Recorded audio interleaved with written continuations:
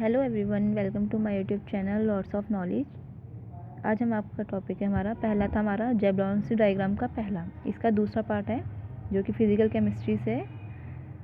हमने पहले पढ़ा था कि जैबलोंसी डायग्राम होता क्या है।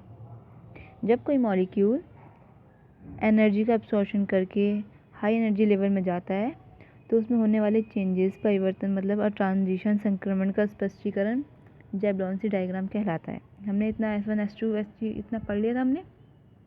अब इसका दूसरा पार्ट है डायग्राम 2 में। इसमें हमने बताया है, ये जो हमने हाईलाइट किए हुए हैं, आज हम इसके बारे में डिस्कशन करेंगे, ये होता क्या है। ओके, तो पहला हमारा देख लीजिए, ये है हमारा डायग्राम। इसमें अब्सॉर्प्शन यहाँ पे है, ये सिंगलेट एक्साइटेड स्टेट, ये ट्रिपलेट एक्साइटेड स्टेट जो हाईलाइट किए हुए हैं ना, हम इसके बारे में आज डिस्कस करेंगे सारा। वैसे तो ये जो है लिखने की ज़रूरत नहीं है, खाली ये डायग्राम में बहुत है, लेकिन बाय चांस आपके लिए पूछा गया कि नॉन रेडिएटिव और मतलब पूछा गया कि ये इसके बारे में, तो आप कहाँ से लिखोगे, इसलिए हमने फिर भी ये आपको दे दिया है। वैसे इसकी कोई ज़रूरत नहीं है, लेकिन एग्ज़ाम में बाय चांस आ गया तो आप लिख सकते हो, इसलिए हमने ये आपको नोट्स दिए हैं। डायग्राम में बहुत है इसका वैसे, तो हम देखिए इसमें क्या है। इसके अंतर्गत दो प्रकार के ट्रांजिशन है, अर्थात मॉलिक्यूल दो प्रकार से अपनी एनर्जी का खुद का कुछ अंश खोता है। पहला है आंतरिक परिवर्तन, इंटरनल कन्वर्जन, और मध्य तंत्र क्रॉसिंग, इंटर सिस्टम क्रॉसिंग। इसमें हमने बताया हुआ है ये, एक तो इंटरनल कन्वर्जन क्या होता है, ये इंटर सिस्टम क्रॉसिंग क्या है। इस डायग्राम में इन दो के बारे में डिस्कस किया हुआ है, बाद में भी करेंगे, इन सबका है वैसे तो। अभी हम करेंगे इंटरनल कन्वर्जन होता क्या है। अब देखिए इसमें इंटरनल कन्वर्जन क्या होता है। फर्स्ट स्टेज में जब कोई मॉलिक्यूल अपनी ग्राउंड स्टेट से एक्साइटेड होकर जैसे ही एक्साइटेड स्टेट S2 S3 या T2 T3 में पहुंचता है तो तुरंत ही सेकंड 10⁻11 सेकंड से भी कम टाइम में वह मॉलिक्यूल दूसरे मॉलिक्यूल से टक्कर में कुछ अपनी एनर्जी खो देता है।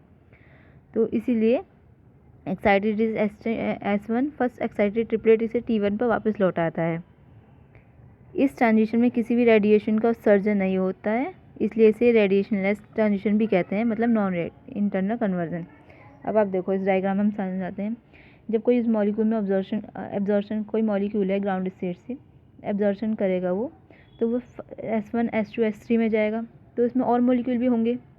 जब वो आपस में टकराएंगे तो वो एनर्जी में उसमें एनर्जी खो जाती है, जिससे वो वापस आ जाते हैं। वो क्या करेंगे, S1 से, इसमें बताया गया ना, S1 से T1 में वापस आएगा, S2 से T2 में वापस आएगा। तो इसे कहा गया है इंटरनल कन्वर्जन। ओके, आगे समझ में। जब कोई एब्जॉर्प्शन करेगा मॉलिक्यूल तो वो ऊपर ही जाएगा मॉलिक्यूल आपस में। इसमें आप ये नहीं कि जो भेजेंगे वही पहले से भी उसमें मॉलिक्यूल होंगे, वो जब आपस में टकराएंगे तो अपनी एनर्जी खो देते हैं, तो वो वापस वहीं आ जाते हैं, इसे कहते हैं इंटरनल कन्वर्जन। अब हमारा दूसरा आता है इंटर सिस्टम क्रॉसिंग क्या होता है। तो देखिए इंटर सिस्टम क्रॉसिंग क्या होता है।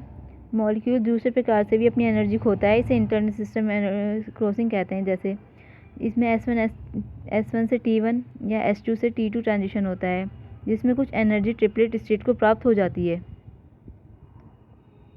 ओके, ये भी ट्रांजिशन लेस होते हैं। अब क्या है इसमें, अब इसमें क्या बताया गया है। जब कोई इसमें S1 कहाँ, ये रहा, S1 से T1 या S2 से T2 ट्रांजिशन होता है। S1 से T1 या S2 से T2, इसमें नीचे की तरफ S3 से T3, ये जब ट्रांजिशन होना शुरू हो जाते हैं तो ये हमारे क्या कहलाते हैं, इंटर सिस्टम क्रॉसिंग। इसमें हमेशा नीचे ही होगा, S1 से T1 हो रहा है, S2 से T2 होता है, ऐसे इसी प्रकार S3 से T3 होता है। ये ट्रांजिशन सिंगलेट स्टेट से ट्रिपलेट स्टेट में जाते हैं, हमेशा सिंगलेट से ट्रिपलेट में ही जाएंगे, मतलब S1 से T1 में ही जाएगा, S1 से S2 में नहीं जाएगा, या S2 से S3 में नहीं जाएगा। इसका मतलब यही होता है इंटर सिस्टम क्रॉसिंग।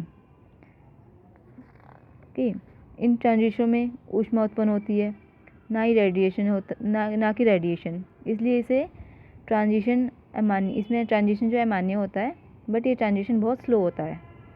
सिंगलेट से ट्रिपलेट स्टेट में इसका ट्रांजिशन होता है, सिंगलेट से ट्रिपलेट में ही होता है इसका ट्रांजिशन, इसलिए इसे इंटर सिस्टम क्रॉसिंग कहा गया है। आप देख भी सकते हैं इसके, ये सब पढ़ ली हो गया इसका ये नोट्स में। एक बार मॉलिक्यूल ट्रिपलेट स्टेट में आ जाता है, फिर वह सिंगलेट स्टेट्स में नहीं पहुंच पाता है। जब वो ट्रिपलेट में आ जाएगा तो वो फिर सिंगलेट में नहीं जा सकता, सिंगलेट से ट्रिपलेट में ही आएगा। अब हम पढ़ते हैं इसमें फ्लोरोसेंस उत्पन्न होता है। जब इसमें हमने पढ़ा है फ्लोरोसेंस, अब इसके बारे में पढ़ा जाएगा। हमने ये भी पढ़ लिया, ये भी पढ़ लिया, ये सब पढ़ लिया। अब हमारे बचे हैं दो, फ्लोरोसेंस और फॉस्फोसेंस।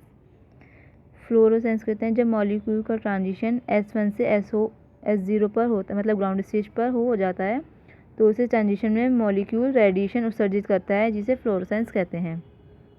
अब इसमें जब ट्रांजिशन S1 से S0 पर होगा तो रेडिएशन उत्पन्न करेगा वो मॉलिक्यूल, उसे फ्लोरोसेंस कहते हैं। ओके, वे पदार्थ जो हाई एनर्जी वाली रेडिएशन को एब्जॉर्ब कर एक्साइटेड हो जाते हैं और 10⁻⁻⁻⁷ सेकेंड के पश्चात कम रेडिएशन पुनः उत्सर्जित करते हैं, उसे कहते हैं फ्लोरोसेंस।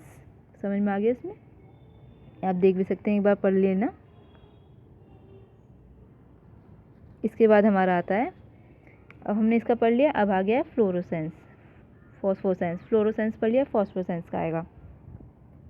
जब मॉलिक्यूल का ट्रांजिशन T1 से S0 पर, मतलब एक्साइटेड पर, ये ग्राउंड स्टेट हो गया S0 पर हो जाता है, तो इस ट्रांजिशन में मॉलिक्यूल रेडिएशन उत्पन्न करता है, जिन्हें फॉस्फोसेंस कहते हैं।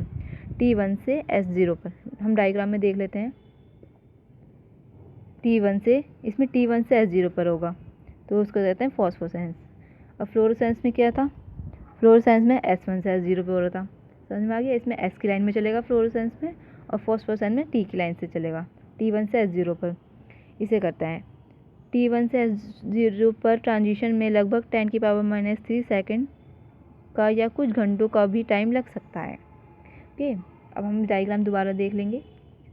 इसमें हम एक बार बता देंगे, यही एब्जॉर्बन, जो मॉलिक्यूल को एब्जॉर्प्शन करेगा तो कुछ एनर्जी कम हो जाए, वापस आ जाती है एनर्जी, जिसे हम कहते हैं इंटरनल कन्वर्जन।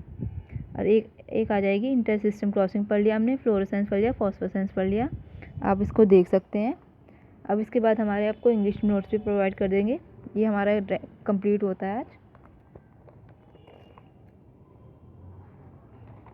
हमारे ये इंग्लिश नोट्स, इंटरनल कन्वर्जन पढ़ा है अभी हमने, नॉन रेडियोएक्टिव रेडिएशन पढ़ा है, ये आप देख लीजिए एक बार। इसके बाद ये डायग्राम इंग्लिश में आइए, आपको समझ में आ जाएगा एकदम।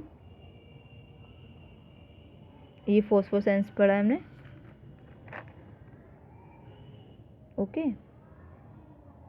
ये ट्रांजिशन बताए गए हैं सारे इसमें।